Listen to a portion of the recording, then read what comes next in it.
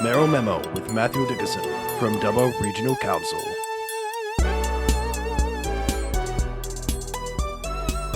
Mayor of Dubbo Regional Council, Matthew Dickerson. How are you this week? Very good this morning. Looking forward to a nice chilly week. I've got to be in Canberra for most of this week, so if it wasn't cold enough in Dubbo for me, then I thought I'd go somewhere a bit colder. Yeah, it's a beautiful time of year in Canberra. Take your ski gear. That's right. Beautiful time of year if you're indoors looking outside, I think. Or sitting by a roaring fire. Beautiful. Yes, indeed. All right, so we've got to talk about it. What is going on with the Dubbo Regional Livestock Markets? Well, the interesting part is, Rod, that we've made a decision.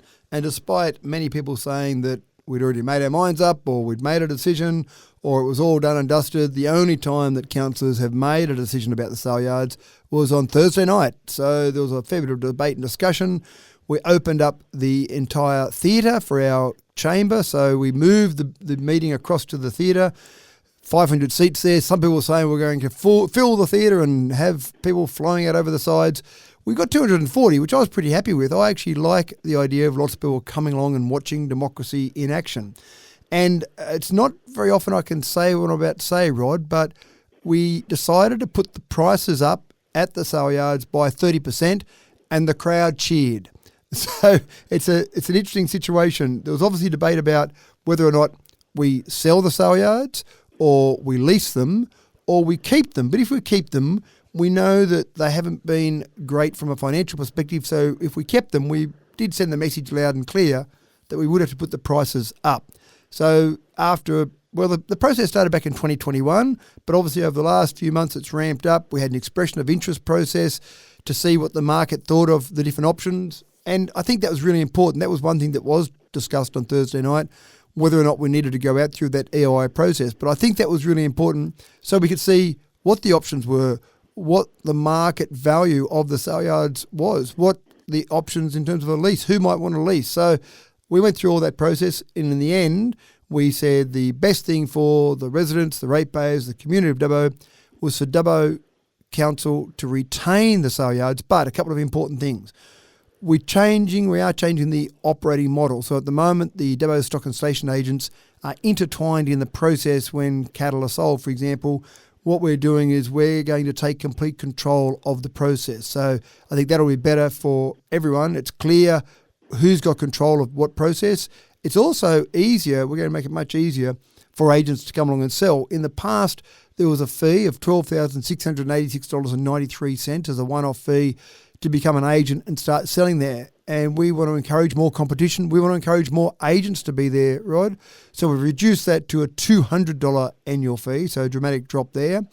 And then in terms of the pricing, we're putting the price for cattle up by 32.5%, the price for sheep up by 27.4%, and essentially maintain Dubbo controlling all of that.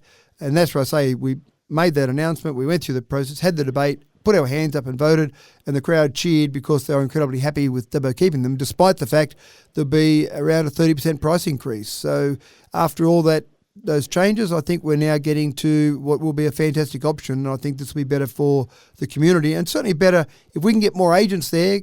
Competition is helpful. That'll make it better for producers who want to sell through our sale yards, the fact that they've got more agents to choose from. It just raises a couple of questions, though. One, and then we'll probably move on to another issue. Should local council be running a business like this? That was part of the important part of the debate, Rod. We have certain things that we have to do as part of the Local Government Act. Running sale yards is not part of the Local Government Act. There's no doubt about that at all. And that was the philosophical question, if you like, during this debate. Does a council, any council, need to be involved in running specialty businesses? And there's no doubt about it, the sale yards is a specialty business. And it was interesting, during the debate, some people were a little bit confused. They were saying, Dubbo should hold on to this, it's really important Dubbo hold on to this, but you don't know what you're doing. You don't really understand the sale yards, which almost seemed like, well, that seems to be encouraging selling it or at least leasing it out. And we made the decision a number of years ago, Rod, to lease out our caravan park. And there was a similar debate that had occurred with our caravan park. There was discussion at one stage about selling the caravan park. There was discussion about how we should manage that. we're not specialists in running a caravan park. It's a tourist operation. In the end, we leased it out, so our caravan park is currently leased out to NRMA, and that seems to work quite well. We don't need to get involved in day-to-day. We're still involved in big picture decisions, but we also collect our money, our payment from NRMA each and every year. So that's certainly one philosophical question. And I suppose that question's been answered by the fact that councillors said, yes, we'll retain it, we'll hold on to it, but we just need to increase the output, increase the revenue generation from that for the community. And a second question, very quickly, how will this affect or benefit the people in further afield than Dubbo? It really is about, from our perspective, about making the sale yards more accessible, and that seemed to be a problem. There was a lot of debate, and I won't get into the nitty-gritty of that debate, but for an agent to come along and start using the sale yards, which are a publicly owned facility, there seemed to be some impediments to that related to the Dubbo Stock and Station agents. So I think the decision we've made here is that we'll take control of that. The decision to drop that agent fee from over $12,000 down to $200 per year is really to encourage more agents. And we think if there's more agents, that'll reduce the commission because obviously competition improves pricing. The number one cost to use the sale yards, when we analysed all the various costs, when someone sold a cow or sold a sheep, the number one cost they had was the commission they paid to the agents. It wasn't the amount they paid to Dubbo Regional Council. So putting the prices up makes it better for our ratepayers. We don't want them subsidising the business, but by making it easier for agents to be involved, we think that'll increase competition. So producers around the region, so when you talk about the entire region, the 2WEB listening area, then we hope that means that there'll be more agents and more likely to encourage more producers to use our sale yards.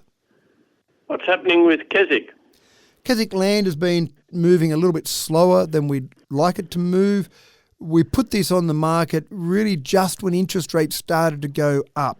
May 2022 was when interest rates started to rise, and this land came on the market towards the end of 2022, around October timeframe. So that made it difficult when the market was just going the wrong way. If we had got this land on the market maybe 3 months earlier, maybe 6 months earlier, I think they would have gone like hotcakes. But rising interest rates put a bit more pressure on everyone, makes it a bit harder for affordability. So we want to see more of these blocks of land move. People want to be in Dubbo, Rod, no doubt about that at all, but sometimes affordability is an issue. So we've made 3 changes that we think will help change the movement of some of these blocks of land. The first thing we had was a multi-agency agreement. So we had 9 different agents that could sell blocks of land in Keswick. But the issue there seemed to be when we gave the job to everyone, no one was really focused on it. So we're changing that now, and we'll just appoint one agency. We'll go through a public process, advertise that, and actually appoint one agency, and hopefully there'll be a lot of focus from that one agency. The second thing we had on those lots was a limit of 2 lots per any organisation. You can only buy 2 lots if you're a builder, a developer, etc.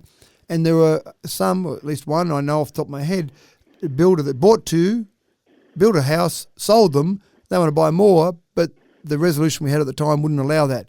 We've increased that limit to 5 blocks, but also 5 blocks at any one point in time. So if you buy some, build on them and sell them, you can buy more, and that we hope will encourage more builders. And the last one is builders' terms. So you'll essentially have up to 12 months to pay for a block of land. So that will encourage builders, we hope, to buy a block of land, put a house on it and sell it. So either when they sell it or when 12 months comes, whichever comes first, that's when they'll have to pay for that block of land. We want builders to be building spec homes there and selling those. And the feedback from the banking organisations is that it's easier to get a loan if you've got a house that you're ready to move into rather than get a loan for a building process, because the banks get a bit nervous about that when some builders have gone broke in the past. So those 3 changes, those 3 decisions, we hope will make a change to how many blocks of land start being sold. And there was some talk about squirrel gliders. Well, we're not sure if it's a squirrel gliders plural, or no squirrel gliders. Back in 2018, there was a squirrel glider spotted out on Camp Road where there's a development being proposed at the moment. And based on that, the Biodiversity Conservation Act 2016 required a retirement of some biodiversity credits. Bottom line for the developer was that would result in approximately $60,000 for the cost of those biodiversity credits. The developer had some expert advice to say, one spotting in 2018, we don't think the squirrel glider's there anymore. the expert advice from the government said that the fact that the squirrel glider hasn't been seen doesn't prove that it's not there, and the habitat hasn't changed dramatically. Therefore, you've still got to pay that money for those retirement of those credits. So there was a lot of debate around the existence or otherwise of this squirrel glider, about the habitat, about the cost to the developer. In the end, councillors said, remove the requirement for any biodiversity conservation credits, don't charge the $60,000 for that, and let the developer get on because we need more housing in Dubbo. It's amazing how much discussion there was about one little thing. And there's a thing called the Parkinson's Law of Triviality, Rod.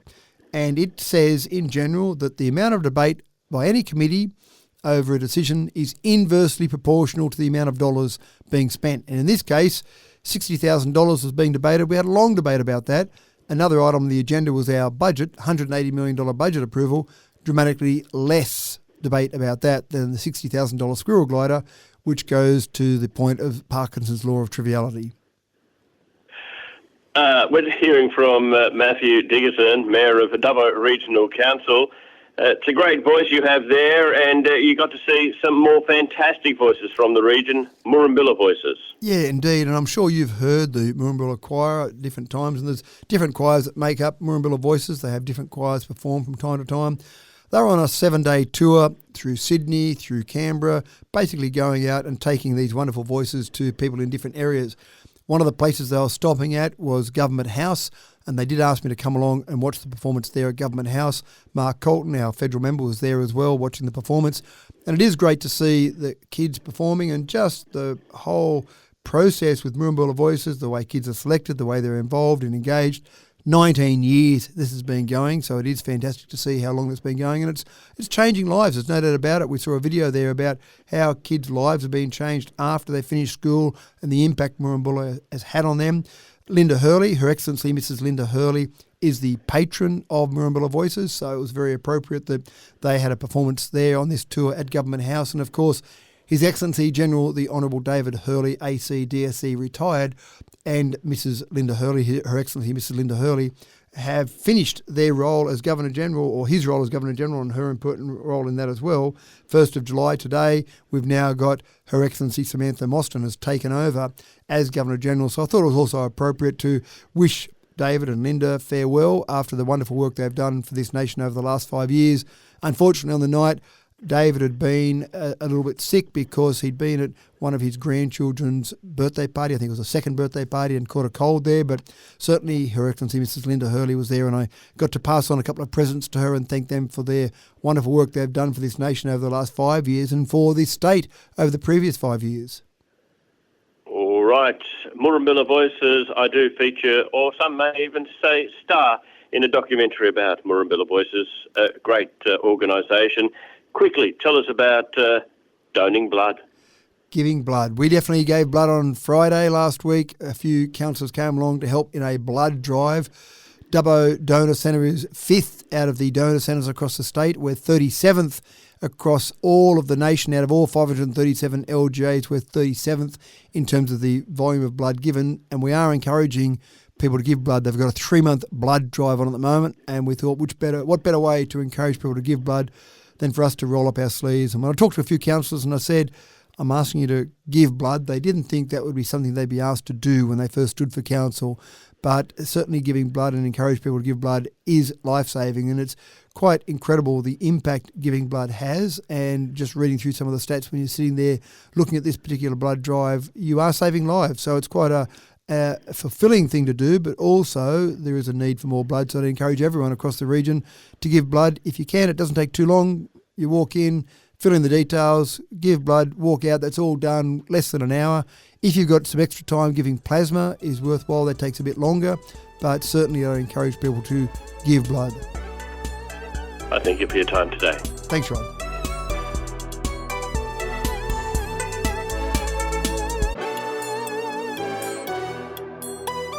Mayoral Memo with Matthew Dickerson from Dubbo Regional Council.